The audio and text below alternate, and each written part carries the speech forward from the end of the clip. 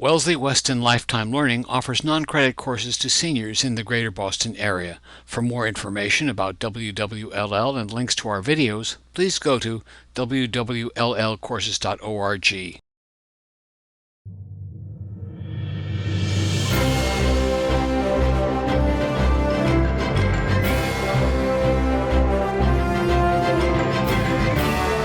Good morning, everybody, and thank you so much for coming. Before I introduce our speaker, I just have a couple of announcements to make. And one is that next week there won't be any classes because it's the church's annual rummage sale.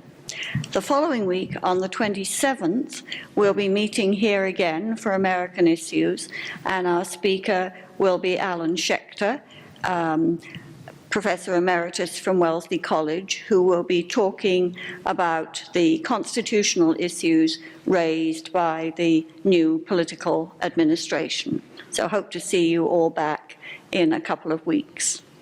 And today, we are really happy to have Mike Dowling. This is his second. I am so personally grateful to him for coming a second time, because there was quite a mix-up the first time when there was a little confusion as to which church we were actually meeting in. And although Mike took it all in stride, I was getting very, very nervous about that. But no problems today. And I think all of you know Mike. If you live in Wellesley, you certainly know him, because since he retired as the Channel 5 sportscaster, he'd had that role for about 30 years, I think. People knew him from their television sets, but since then he has been particularly active in affairs in Wellesley. He MCs the annual Wellesley Spelling Bee. He's done things for the Wellesley Educational Foundation. He's been auctioneer for different fundraising events, and he's also been enormously active in other philanthropic endeavors in the greater Boston area. Oh, he grew up in Utah, I think. Is that right? No? Cleveland. In Cleveland. Oh, grew up in Cleveland. Went to college in Utah. Went to Brigham Young, and then started your career, I think, in Fort Wayne, Indiana. And then he came to Boston, as I said, about 30 years ago. He and his wife have raised their family of 5 sons here. He's very much a community activist, and he is, as many people have said, a legend in sports broadcasting. And we're so happy that he's with us this morning. Thank you. Thank you. Well, that's quite an introduction. I'm not sure I can live up to that, but it's nice to be here. And I'm trying to think when I think it was about 2 years ago or so that I was here last. Does that sound about right, Jill? 2014. So. Okay, 3 years ago. Well, yeah, so it wasn't that big of a mix-up. The mix-up was on my half more than Jill's. Jill's, as you probably know, Jill's quite the bulldog. She stays on things. She's on me, make sure I get here. Well, it's very nice to be here. I'm not sure if I've ever been called a community activist, but I will take that as a compliment, so thank you very much for that. It's funny because when I came in here, I was kind of looking of where to be directed, and I think we had done this in a different room before, so I was kind of walking around. One gentleman said, "Oh, you're Mike Dowling," and I said, "Yeah," and he said, "I'm here to see you," and I said, "Oh, great, thanks very much." And then I looked in here and I saw all the women in here, and I said, "Well, what's going on in here?" And someone said, "Oh, the former Attorney General's going to be in here, And then some other woman said, "Yeah, we're waiting for Mike Dowling to show up, but we haven't seen him yet." I said, "Well, let me introduce myself." So anyway, it's very nice to be here. I don't know how many of you are residents of Wellesley. Maybe just a quick show of hands. How many of you live in Wellesley? So most of you do. That's great. We've, as Jill mentioned, my wife and I and our sons have been here in Wellesley for 30 years. When we first came to New England, we lived in Reading. I had a brother that lived on the North Shore.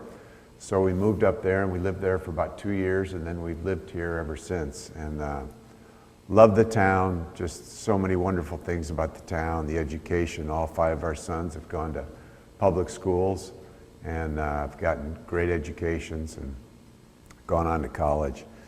So yeah, my career, so I worked for Channel 5 for a long time. And it was a fun job. I met a lot of interesting people. So when I first started, I must tell you that things were a little different there in the media 30 years ago. We didn't have social media. There were 3 or 4 stations, and it was kind of a tight-knit group of media members. And so you knew everybody, and you knew the players, and the players knew you. And that has totally changed now with so many media members, social media. Every team has their own kind of media team, per se. They have 3 or 4 people that kind of broadcast not only the games, but online, and they put, stuff on their website. So there are a lot of people in the media these days.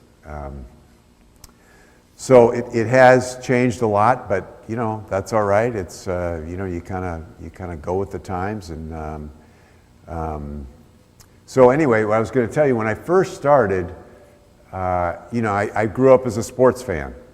So I was a sports fan initially, and I was, even though you can't, you have to report objectively, and you can't cheer for the local team. You want the local team to do well.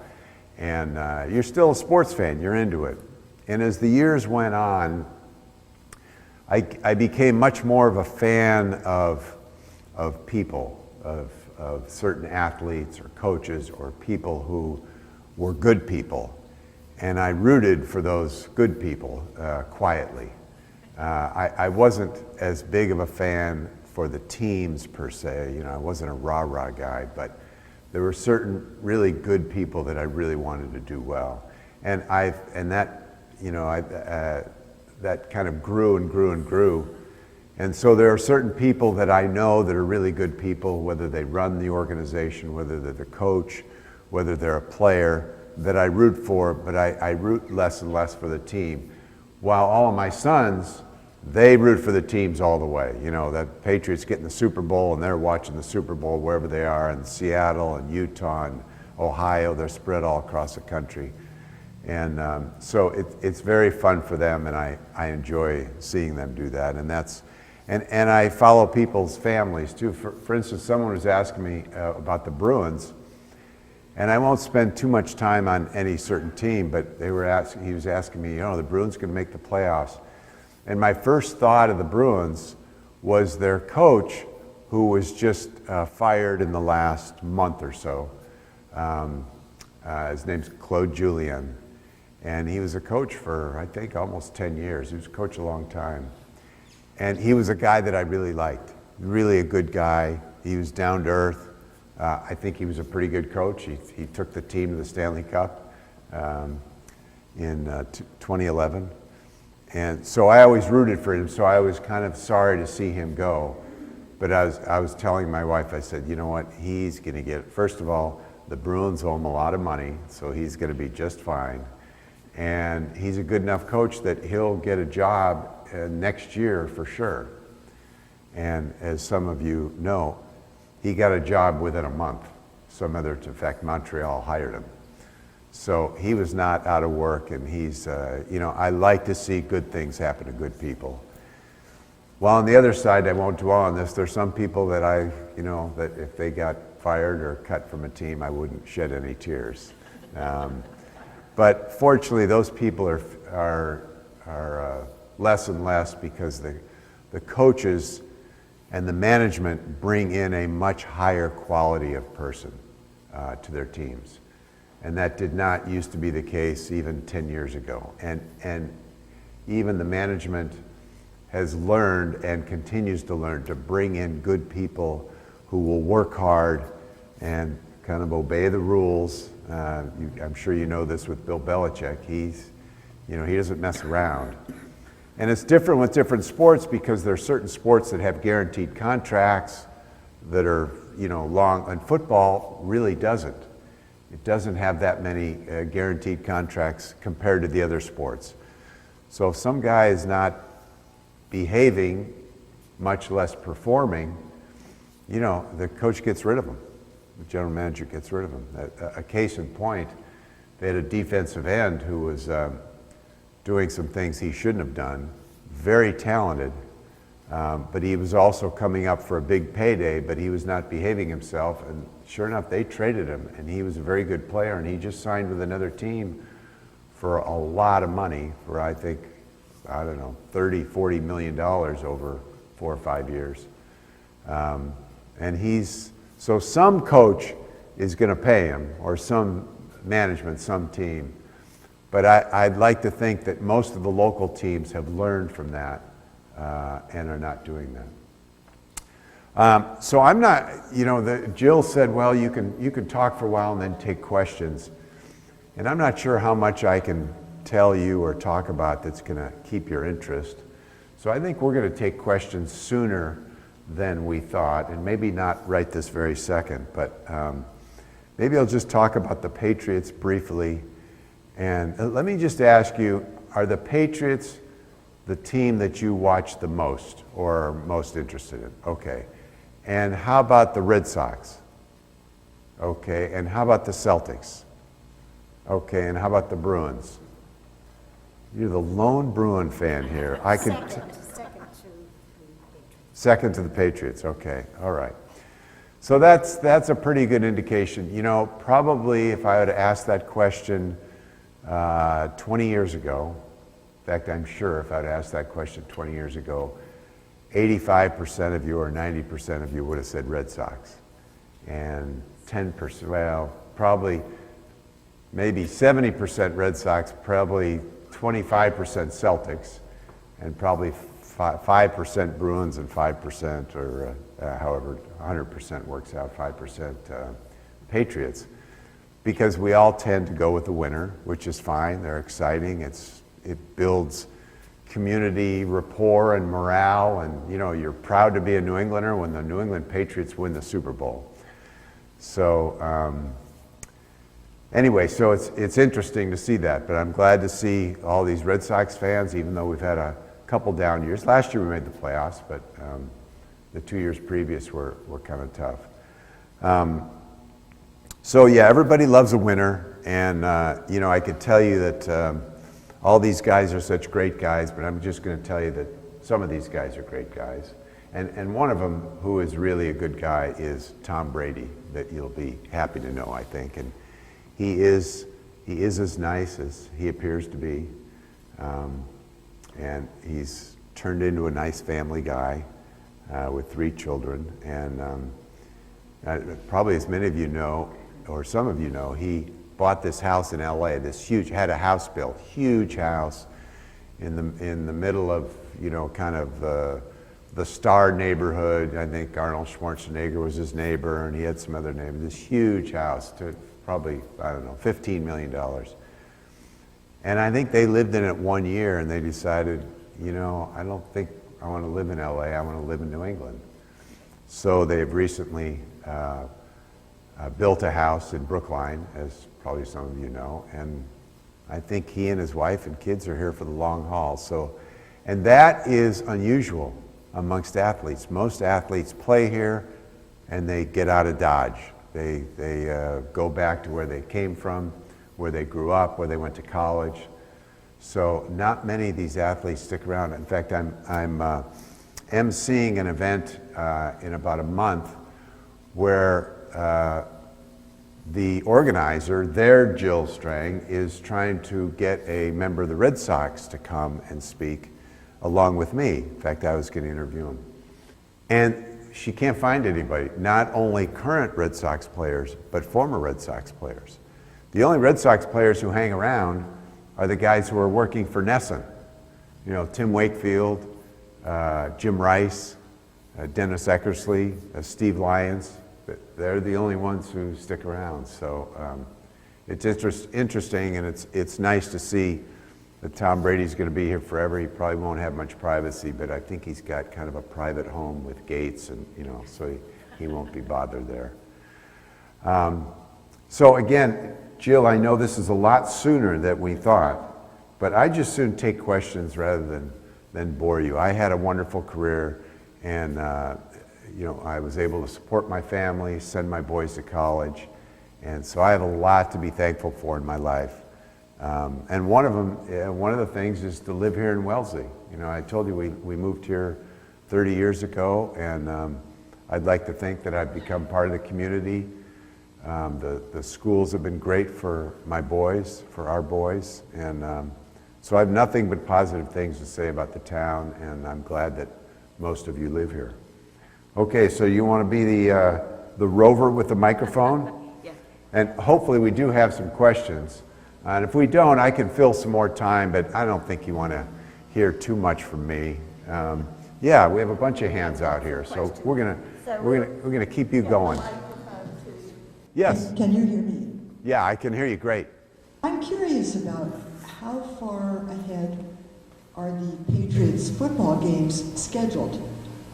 I don't have the old-fashioned routine of it's Saturday afternoon. Sometimes it's Sunday night, sometimes it starts really late, and then Monday is really hard. So, do they plan all this with a huge number of teams years ahead of time? Or how's that go? Okay, that's a good question. The schedule, the Patriots schedule, some of you may know, comes out, the whole NFL schedule comes out every year in April, late April, early May. And so it's all, but it's not totally locked in stone, okay? And I'll tell you how it changes a little bit. The days will never change. If they're scheduled for a Monday night, they'll play Monday night. If they're scheduled for a Saturday, they'll play Saturday or Thursday. But if they play on Sunday, the NFL has what's called a flex schedule. So every once in a while, they'll change a 1 o'clock game to a 4 o'clock game, and sometimes even to an 8 o'clock game.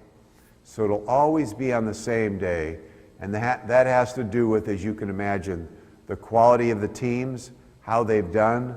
They've scheduled let's say they've scheduled the Patriots-Jets game for 1 o'clock, and it's the middle of the season, and all of a sudden the Jets are 7-1, and the Patriots are, of course, 8-0. And so they'll move that game from a 1 o'clock game, which has a lesser audience because it's shown at 10 o'clock on the West Coast, and they'll move it to a night game because so many people are interested in it. So the days are always the same. The Sunday times will change every once in a while, not very often. I would say once or twice a year. Sometimes it changes from 1 to 4 or 4 to 1, usually from 1 to 4. But the Patriots don't have many games scheduled at 1 o'clock because of that reason, because they're such a draw and they don't want them playing at 10 a.m. on the West Coast. So anyway, it used to be in April. I think they've moved it to May. The schedules come out, but that's when it comes out and that's when you'll know. So in another month and a half. Oh, I'm sorry, he's up. I was thinking he was controlling the mic, but he is controlling the mic for you. What did you think about Deflategate? Well, that's very interesting. If you say anything that in New England that it happened, you'll be strung up. Something definitely happened, is my humble opinion. I don't know who exactly was behind it, and I don't think, for instance, I don't think Tom Brady said, listen, Joe, deflate the balls before this next game. But I think there were conversations that said, boy, these balls are easier to throw when they're, not so tight and filled up. And I think probably somebody went in and might have taken a little bit of air out of the balls to try to help out who he thought was, he was trying to be helpful, and did that. I think the penalty was unfair, though, to Tom Brady, very unfair. Suspend him, but suspend him maybe for a game. But they did penalize the team, and they fined him a lot of money. But the 4-game penalty was a little over the top. Now, I don't know, and I should tell you this at the same time. So that's kind of my take on it. I think something happened, and I think something intentional happened. But I'm not ready to point a finger exactly who it was. I think it was somebody way down the totem pole that was trying to be a good guy and help out. So I don't know if you know this, but let me let me just tell you this. So, you know, the Patriots kept on, as you know, they kept on appealing this decision, what was going to happen, and appealed it, and it went on for, what, 2 years or something. Well, in the meantime, during all these appeals, Tom Brady reworked his contract. So his contract for this past year was a huge signing bonus per se, and then a relatively small contract. In fact, he made, on the contract, he made, I think, just over $1 million a year. Now that's, again, I say relatively. But there are many players who are making, especially quarterbacks, who are making 15 to 20 million a year. So when he got suspended 4 games and didn't get paid those 4 games, he didn't get paid, let's say, $250,000 instead of $5 million. So if you catch where I'm coming from. So they reworked the deal before his suspension so he wouldn't lose as much money. Okay, yes. He's got the microphone, so I gotta call on him. I have a Patriots question also, which is, what do you think is going on with respect to Malcolm Butler, the defensive back, and why they are playing so much hardball with him, given that, at least ostensibly, he's been a good person. He's been a good Patriot. He's done everything they wanted. He's kept his mouth quiet. He competes, et cetera, and yet they signed this guy from Buffalo for, you know, top dollar. Is it a matter of this guy from Buffalo plays a different kind of defense well, or I'm interested in your thoughts on that. Good question, and I'll try not to get too specific, but quite frankly, in the Patriots business model, they have certain positions slated at certain amounts of money. And if you want more than that, they'll say, don't let the door hit you on the way out. Except for, you know, Brady and maybe 1 or 2 other guys. And I think the problem right now is I think he wants more than they're slated to pay him, that they figure that he's worth. So as good of a soldier as he's been, and even though he won a Super Bowl, I mean, certainly helped win the Super Bowl, if he doesn't fall into that salary slot, they'll say goodbye. And this other guy from Buffalo, it's funny because I was thinking about this on the way over. Their business model has changed a little bit. They used to bring in all these veterans who had been in the league 10 years and been successful, and they thought, okay, we'll just bring these guys in, they can fill a gap for a year or 2. And many of them didn't work out, and they'd be cut or something else. Now, it seems to me that they've changed that a little bit, and they're now looking for these guys who have been in the league 3 or 4 years, who are coming out of their rookie contract. All rookie contracts are about 4 years long, so you can't get anyone until depending upon when they're drafted. But they're 2 to 5 years long, these rookie contracts. But they have their eyes on these guys, like this guy from Buffalo. This guy from Buffalo, I'm sure, tired of losing in Buffalo. So they have that going for him. They say, okay, we don't have to pay maybe as much as Buffalo does to keep him, because he'll want to come here and win games. So they have that going for him. What's going to happen with Malcolm Butler? That's a good question. And I use the example of somebody like Teddy Bruschi. Teddy Bruschi was, if you can say, he was underpaid almost his entire career because he wanted to stay here. He took less money. He could have gone elsewhere and gotten more money.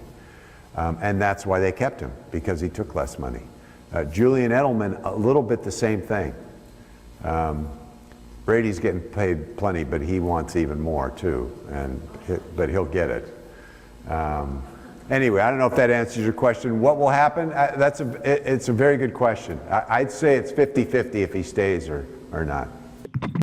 Well, we're talking about money, and that's my concern. The money that these players on all the teams get, I think, is outrageous.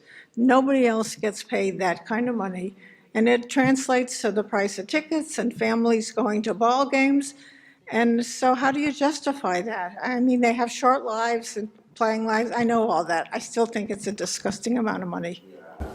No, I agree. And you know, it probably, as many of you know, most of it comes from television money.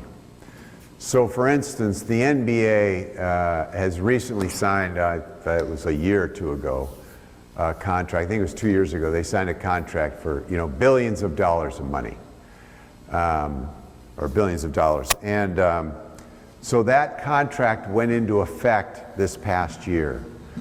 So what that does, and I'll just tell you this, what that does is it, in their business model, the NBA's business model, they have to spend a certain amount of money. They can't just spend $30 million on salaries. They have to spend, you know, it's like, let's say $65 million in salaries. Yeah, 65, and it goes up until like, let's say 120. But if you spend over 120, you have to pay a fine, basically. So the richest teams just can't go out and spend all they want, because then they have to pay a penalty.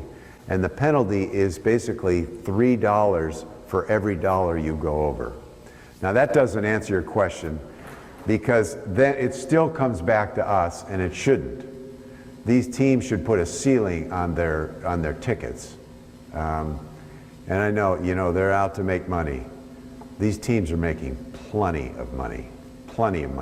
And they wouldn't give away the money. They wouldn't pay these guys unless they had it, and they were still making plenty. So these owners are making a ton of money, especially in football. Football is the gold mine. Those owners are making so much money. But now the NBA, with this recent TV contract, they're making a ton of, I mean, all the owners are making a ton of money. So they wouldn't be giving it to the players if they didn't have it. I don't think it's going to get better. I think it's only going to get worse. But because many of us, most of us, can't afford to go to a game, so we watch it on TV.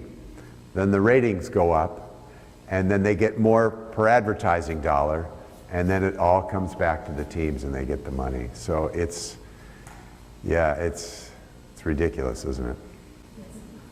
And that's why, you know, you see youth sports, unfortunately, youth sports gets, I shouldn't say corrupted, but, you know, parents get a little wacky sometimes in youth sports, because they think they can raise their kid and be a star, and, you know, he's 5'3", and how's he going to play basketball, you know? Anyway, I don't know if that answers your question. I don't think it's going to get much better. I'd like to think that we've gone like this, and now we're kind of going like this, and I think we are. But you know, the slant, the incline upwards has just been ridiculous. Okay, yes, sir. Do you think that Boston will ever see Roger Goodell set foot in the city? Roger Goodell is the NFL commissioner, if you don't know, and he's the one who basically imposed the suspension on Tom Brady. I think it's going to be a while, actually. I think it'll be a number of years. I don't think he'll come anytime soon, to tell you the truth. He's not a complete idiot. Now that I have the mic, I'm going to ask another question okay. that should delight the women. Okay. I was watching the exhibition game yesterday between the Phillies and the Red Sox. They both had bright red tops on, and I asked myself, I wonder who is organizing the selection of uniforms, because it frankly didn't make any sense to me. Also, I have a son who is colorblind, and red is is a color that he sees less well. That's a good question. And in regular season games, they would never do that. Only in preseason and exhibition, they do that. Why they do it, I don't know. I'll tell you why they do it. because they can sell more red jerseys to the fans. That's why they do it. They're the most popular jerseys. They want to get it out there. You know, we've got red jerseys. Don't forget our red jerseys. Obviously, everybody knows the Red Sox have red jerseys, and everybody knows the Phillies have red jerseys. What bothers me, and I'm glad you brought that up, what bothers me is that there are a lot of games now, and in the old days, the home team always wore white, and the away team wore their color, darker color. That is not the case anymore. Sometimes the home team picks their, for instance, the Celtics will wear green. And it used to be that the opposing team then had to wear white, or like the Lakers, they're yellow. Now there are no rules.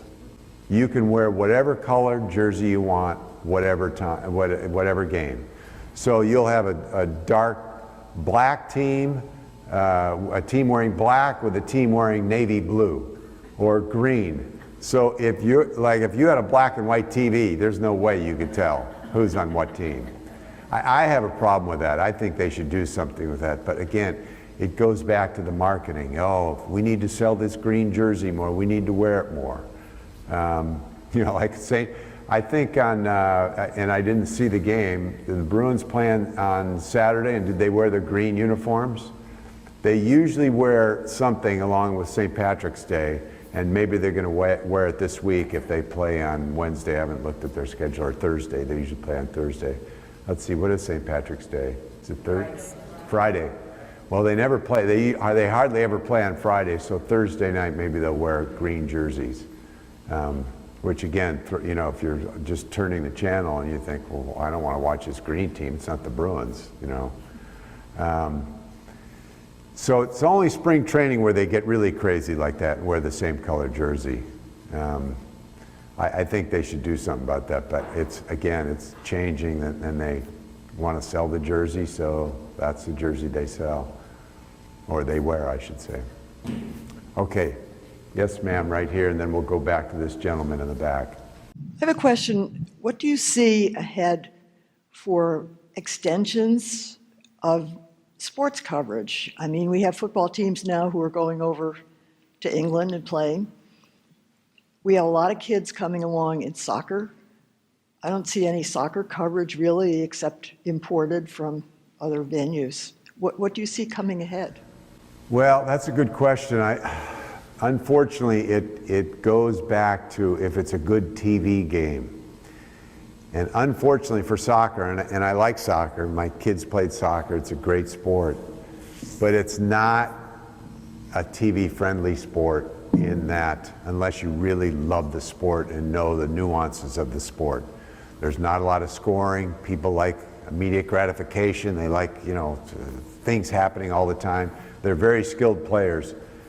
But unless they change some of the rules of soccer, which they're not about to, it's never going to be a big TV sport. And so there won't be a lot of money in soccer.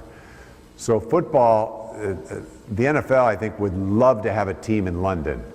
They play more games in London every year. I think they're up to 2, maybe even 3. It used to be 1 every couple years. They'd love to have a team over there, but the logistics, I just don't know how they would do it. I mean, the team would have to travel over here and probably play 3 games in the United States and stay here the whole time, and then go back to London and play, you know, 3 or 4 games there. Again, it's just, you know, the NBA has talked about having a team in Mexico or in China. It's just, logistically, I just don't think it's going to happen.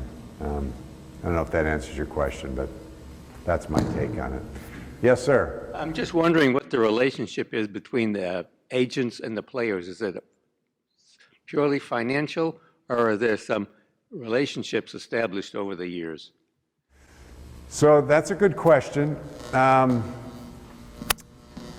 So some of these, there are some agents, you know, that have big agencies and it's run with a lot of people, and they have, you know, financial advisors, and they have, you know, a number of people to help out the athletes.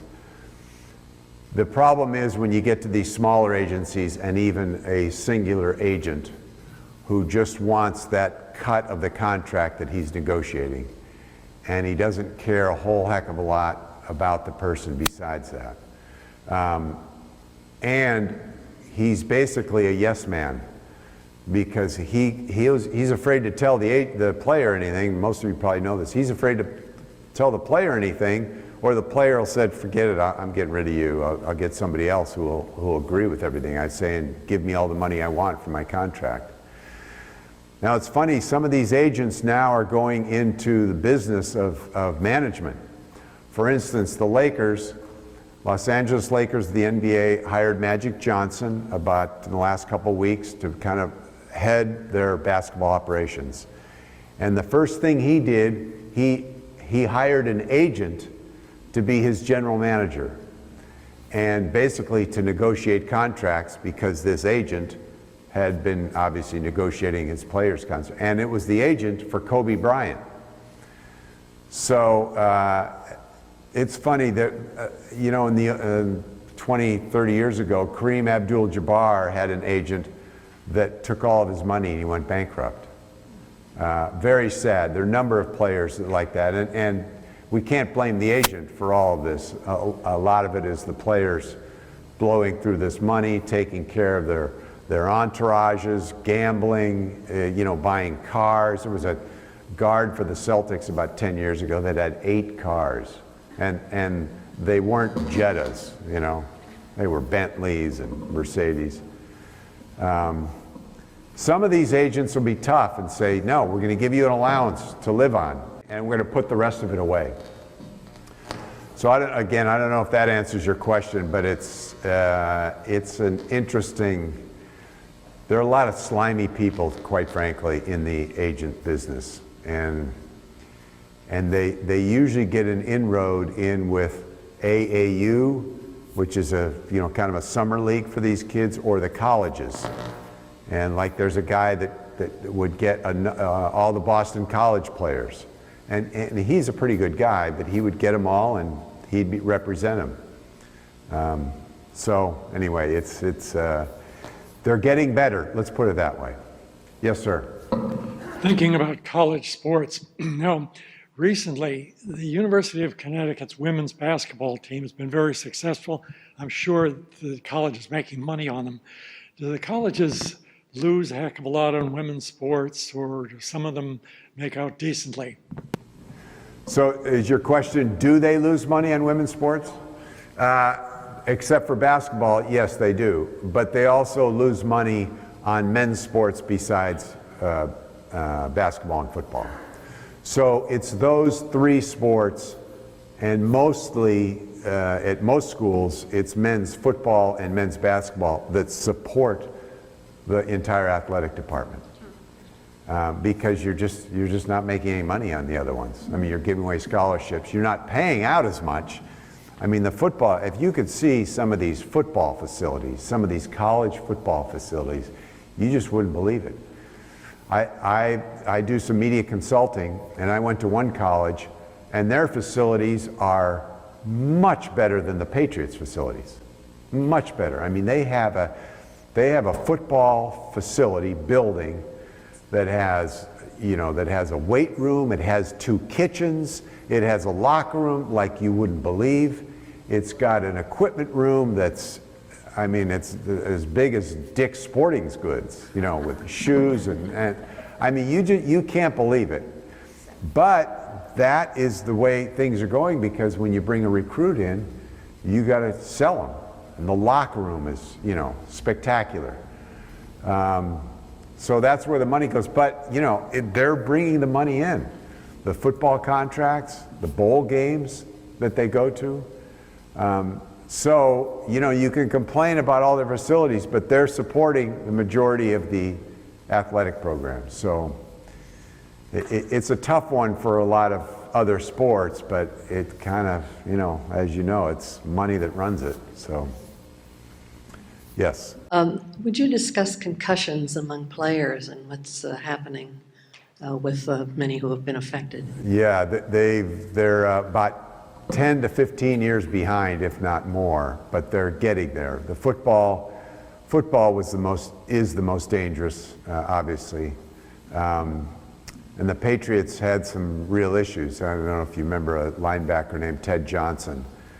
And he's on record as saying that, the coaches would come over and say, hey, you got to get in there and play. We're expecting you to play. And he suffered a number of concussions. And so they are improving. They're bringing outside doctors in to give them an objective view, but not as many as they should. But there are new protocols, for instance. So if you have a concussion, you have to go through a whole protocol to get back on the court or the field. I know the NBA has done it too. And basketball, you think, well, how are you going to get a concussion? Well, these guys do run into each other. Football, they still have a long way to go. Did you see the movie by chance, Concussion, with I think it's called Concussion, with Will Smith? Very good movie, and it's very alarming because it came from a real life story. This doctor really exposed the NFL for what it was and what it was not doing. I recommend the movie. It's very eye-opening, and unfortunately. They're making progress, slowly but surely. And unfortunately, again, it goes back to money. It's because of the lawsuits that have been brought up to the NFL because these guys have just had too many concussions. It was a very sad story. There was a running back for the Patriots about 15 years ago named Kevin Turner. Tough kid, went to the University of Alabama, very nice kid, really nice kid. And he got, he basically ended up as a vegetable and actually died in the last year or two, all from these concussions. And they've really got to watch. I mean, they say they're taking it very seriously, but let's see how they do, The game, though, is just so dangerous. Football, it's an injury waiting to happen, I think. I mean, they're so big and so fast and so strong. If you were ever on the field, on the sideline, and could see the way these guys hit, you would be shocked. You'd be shocked. Just to see how big they are, these guys. Because they're, as you know, 300 pounds is more the, rule than the exception. Okay, we had a question over here, yes. Mike, a pleasure to have you back here and appreciate all of the information. A comment on baseball, first of all, to speed up the game. I thought I read somewhere that the intentional walk was going to be changed so that they actually wouldn't make the 4 pitches and would just have the batter go to first base without going through that, which might save a little bit of time. Good point. I forgot about that. Yes, it's being instituted this year. So every manager has a signal of some sort. Could just be like this, and the batter just goes to first base. Right. Thank you for bringing that up. Sure. My question is about local TV media. I've been a faithful watcher of TV news, and particularly Channel 5, over many, many a year, and just feel saddened that it seems to me as though all of the stations, not one in particular, have gone more to flash versus content. And I would think that just the opposite would happen. Instead of with the internet and social media and loyalties elsewhere, you'd want to keep your anchors and keep the loyalty of people in place like Chet and Natalie and Jack Williams and others. And yet I get the sense that folks are becoming more of a cookie cutter, and you really don't know and have any loyalty as to who they are any longer. Well, that's a very good point. Good question. It goes a lot back to the money issue, a little bit. So the older people at the station are making more money. They started obviously a long time ago, but they started when salaries were, pretty decent, and made their way through the, heydays of the 80s and 90s. Now they've cut way back because ratings are much less. The audience is fractionalized because there's so many options, you know, from CNN to Fox News to, you know, so many cable. And the Flash is, again, it's their way of holding viewers, unfortunately. And I'm not going to pick on Channel 5, but I will say that their show of Chronicle is one of the last really great shows that still holds people's attentions with long stories, in-depth stories. The news, boy, they cater to the, I say they cater to the ADD who have, you know, no attention whatsoever and, you know, have the remote and they're ready to switch on you if you don't, you know. So and, you know, you're not stupid. Every newscast starts with breaking news. And it starts at 6 o'clock, breaking news. Something happened at 9 this morning, you know. Well, that's not breaking. I've been hearing about it for 3 hours. We're not stupid, don't tell us breaking, you know. So then they'll throw developing news, you know. Everything has a banner on it, you know, that, and it's all to get you to watch, and, you know, I guess it works. It'd be nice if we just, yeah, could tell you the news in a nice, I'll tell you one thing, I don't know if you like this. I saw this on Channel 10, the new NBC station, and I don't know how many of you watch that. They've only been going for, what, 2 months. But one thing they did is they kept the picture of the anchor in the corner while the video played. So if she's talking about a car wreck or, you know, whatever's going on, you see the video of the car wreck, but you actually see the anchor talking to you. Personally, I thought, well, that's good. So I'm still making connection with this person, or, you know, to a little bit anyway, and I'm not just seeing a car on its, you know, on its top. Yeah, it's, I'm not proud of the direction we've gone, but with the way the audience numbers have gone down, you know, they have to do something. So when I retired, you know, 2-3 years ago, one of my sons said, "I'm really glad you're getting out of that business."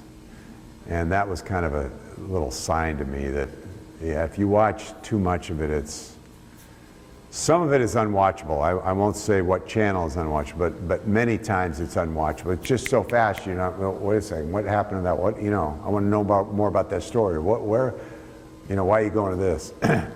And weather, even though that's the wrong time to talk about weather with tomorrow's storm coming, but oh my gosh, did they try to scare you or what, you know?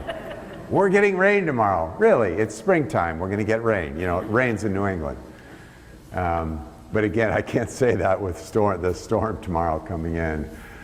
But I'm sure you all know the exact amount of inches that we're going to get, because they tell you every 10 minutes. Right? Everybody know? What are we going to get? It's like 12 to 18, right? Okay. Yes, ma'am, right here, if we get the microphone over here. One particular station, a national station, has stopped using verbs. And they will say, man biting dog, storm proceeding up the East Coast. It's like everything ends in ing, and I didn't understand what was the rationale for that. It's, you know, it's back to what I say, the ADD. Everything is like 3 seconds, 5 seconds. When we used to, and I'll tell you, when we used to put stories together, you know, if it was a good video of something, we'd let the video go. Now, I swear they have a rule where you can't have more than 3 seconds of one piece of video. You got to change video, or they're afraid you're going to fall asleep if it's 6 seconds, you know. If it's good video, let it go. And I'll tell you, there's no more better example than if you're watching a football game or some sporting event. These directors, they got twitchy fingers, because, you know, there you're seeing some player score and maybe celebrate and hug, and they switch to the audience, a shot of the audience. They switch to the coach who's doing nothing. Belichick's just standing there. You're not going to get anything from him. You go to somebody, you know, everything is 2 seconds, 2 seconds, 2 seconds. You go, oh, that's a great job. Oh, you know, I'd like to see the emotion on that. Anyway, for the ADD. And no offense to anyone who has ADD, I think I have ADD to a degree. I think television put it into me. Yes? Two questions. First of all, about concussions. Why do they allow boxing and mixed martial arts? Their objective is to give the opponent a concussion, and nobody says anything. Well, you know, again, it's money. It's amazing to me how many people go to these mixed martial arts events. Amazing, and they put it on pay channel, and people subscribe to it. It's amazing to me. I thought boxing was bad. This mixed martial arts, stay away from that. That's tough. That is tough. Yeah, like two gladiators in a cage. You're right. I agree with you.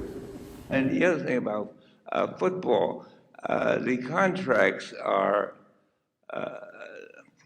they're not guaranteed, like baseball. Which other sports are guaranteed? Almost every other sport is guaranteed. And the reason that you may know, the reason football is not guaranteed is because their players' union is weaker than all the other sports. They haven't contracted that. They haven't gotten that into their contract, that all these contracts need to be guaranteed. Well, can't the players demand? They can, and some do. Some do, the top level players. But because it's such a brutal game and people are injured so often, and there's so many people ready to play for the minimum, and the minimum is, probably $500,000 these days. Yeah, because they're broke after they quit playing. Yeah, but I think that's kind of part of it, that the players' union cannot get that.